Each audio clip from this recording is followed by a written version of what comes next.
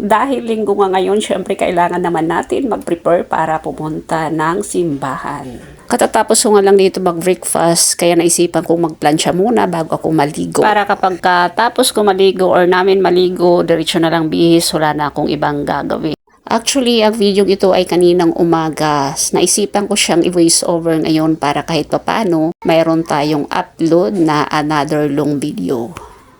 Ganito talaga yung ating ganap kapag kaaraw ng linggo, hindi natin pwede pagpaliban na hindi tayo mag-church. Ito na talaga yung ating nakasanayan na kapag kaaraw ng linggo, ilalaan talaga ito natin sa ating Panginoon sa pamamagitan ng pagsamba. Bilang mananampalataya, hindi po mawawala ang pagsamba sa araw ng linggo at hindi kumpleto ang linggo mo kapag hindi ka nakapunta sa simbahan. Pakiramdam ko guys, kapag nakakapagsimba ako, nagkakaroon ako ng panibagong lakas, yung mga problema gumagaan, yung pakiramdam mo na minsan parang wala kang gana, nanunumbalik yung pagiging energetic mo sa isip mo, sa puso mo, at sa katawan mo.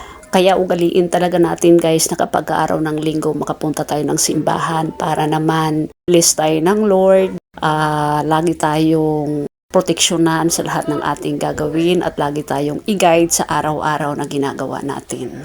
Advice ko lang para sa mga nanay, sa mga may anak na mas makabubuti talaga na habang bata pa sila, dadalhin na natin sila sa simbahan para matrain up yung mga bata ng Word of God, makakapakinig sila at matuturuan din. Alam nyo ba na malaking tulong ito para sa ating mga magulang na yung ating mga anak ay lumaki sila na palaging nagsisimba kapag pagtanda nila, ganun din ang gagawin nila sa kanilang magiging pamilya at magiging mga anak. Kaya wag nating hayaan guys na hindi natin sasanayin yung ating mga anak kasi importante talaga na napapractice sila kung paano makinig ng Word of God, paano magbasa habang lumalaki. So, malaking blessing sa atin yung mga magulang na lalaki yung mga anak natin na may takot sa Diyos. Mabuting tao, mabuting bata, habang bata pa sila, habang lumalaki, naiging masunurin sa magulang at naiging masunurin sa Diyos.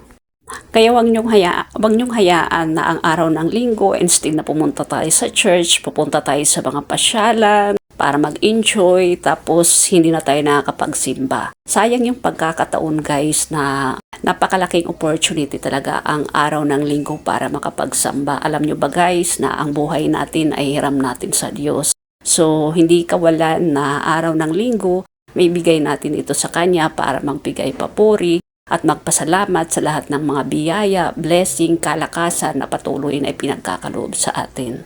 Kaya ako simula talaga naging totoo talaga ako kay God na lahat ng buhay ko, sabi ko maglilingkod ako sa Kanya. Hindi na kaya ng isip ko, ng puso ko na pag may araw ng linggo hindi po ako makakapunta ng simbahan. Minsan nangyayari po ito kapag mayroon akong mga bagay na kailangan asikasuhin na hindi po ako nakakapagsimba pero hindi po ako masaya. Kaya naging kumpleto lamang po yung aking araw kapag nakapagsimba po ako paglinggo. Kasama ko yung anak ko, asawa ko. Actually, included in my prayer yung mga kapatid ko, pamilya ko, kapatid ng asawa ko na sana dumating yung araw na pati sila makakasama na rin namin sa pagsimba. Kaya kailangan ma-practice natin guys habang may panahon pa, habang may oras pa. Kung mayroon man tayo mga kasalanan sa Diyos, mga nagawang pagkakamali sa ating kapwa, ipagdasal natin ito sa Panginoon sa araw ng pagsamba dahil alam natin na siya ay nagbibigay ng kapatawaran kapag tayo humihingi ng kapatawaran sa Kanya. Kaya wag nating sayangin yung araw guys, wag nating sayangin yung araw ng linggo na hindi tayo makakapunta sa simbahan. Ito lamang yung tanging paraan para magkaroon tayo ng oras sa ating Panginoon, makapagpasalamat, makapag-pray, makapag-worship na sa mga biyayang pinagkakaloob niya sa atin. Malaking blessing po yan sa atin sa araw-araw, yung lakas natin, yung buhay natin, yung patuloy niyang protection sa atin. Kaya ito yung ating nakaugalian talaga. Kaya sobrang pasasalamat ko na ganito yung naging buhay natin kahit na mahirap ang buhay. Kasama natin ang Diyos. Alam natin na hindi niya tayo pababayaan. anumang sitwasyon mayroon tayo, anumang pinagdadaanan natin. Kaya kailangan ugaliin po natin or subukan po natin kung hindi pa po natin nagagawa na makapagsimba pag-araw ng linggo. So kami, ganito yung kadalasang nangyari. Itong mga nakaraan, madalas kami lang anak ko kasi Papa Chopel's busy. Ngayon kasi wala pa siyang ginagawa, so nasa bahay. Kaya nagpapasalamat ako sa Diyos na kahit pa paano is nakakasama din namin siya sa pag-church. Kasi parang minsan guilty din ako na kapag hindi siya nakapag-church, parang alam mo yun, hindi kumpleto yung linggo mo. May kulang kasi mayroong isa sa loob ng bahay mo, pamilya mo na hindi mo kasama sa pagsamba.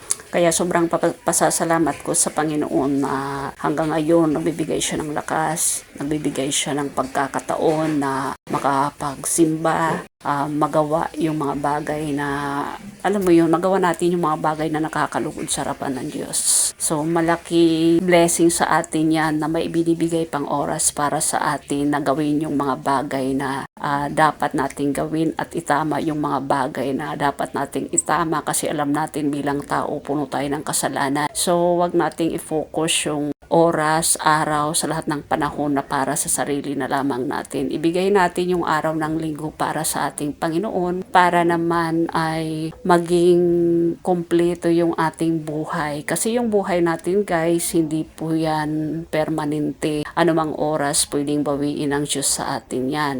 Kaya kung ako ikaw, mayroon ka pang buhay, humihinga ka pa, malakas ka pa, kaya mo pang pumunta ng church, gawin na natin. Wag na nating ipagpaliban, wag na nating ipagpabukas dahil hindi natin alam. Baka bukas, makalawa, bawiin ng Diyos ang buhay natin. So wala nang pagkakataong makapagsisi kapag kinuha na yung buhay natin. So hiram lang po ang buhay natin, kaya wag po nating angkinin na tayo na lang yung magdidesisyon sa lahat ng panahon. Kailangan bigyan natin ng pagkakataon ng Diyos na dapat siya naman yung masusunod sa ibang part ng buhay natin, lalo na kapag kaaraw ng linggo. Okay? So, maraming salamat po sa inyong lahat. Sana maliwanagan po ang ating kaisipan at magkaroon po tayo ng oras para sa ating Lord. Okay? So, ayun lang guys. Maraming salamat po sa inyong lahat. God bless po.